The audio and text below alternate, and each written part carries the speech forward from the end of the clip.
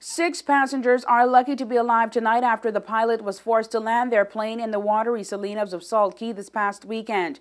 The TCI-registered private aircraft was on its way to Salt Cay from Grand Turk on Friday afternoon when the unthinkable happened.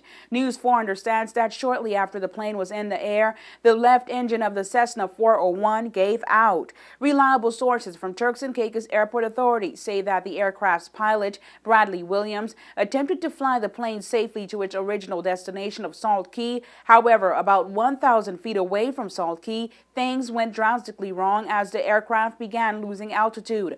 Sources confirmed that Williams made an emergency landing on the partially drenched Salinas of Salt Cay.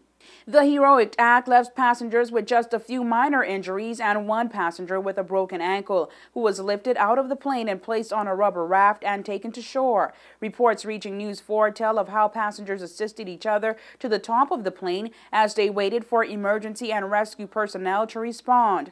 Eyewitnesses say they were extremely terrified, not knowing if there were any survivors on board the aircraft. Residents who had witnessed the crash landing went to the aid of the crash victims. While the cause of the crash has been made public, sources from TCAA say they will carry out an investigation into the failed engine. Sources say they do not suspect foul play in the weekend crash. News of the crash initially put a halt on the ongoing Salt Cay Day celebrations and homegoing party. However, once it was discovered that all was well with the festivities, they were continued by organizers. For WIV4 News, I'm Angie Toussaint.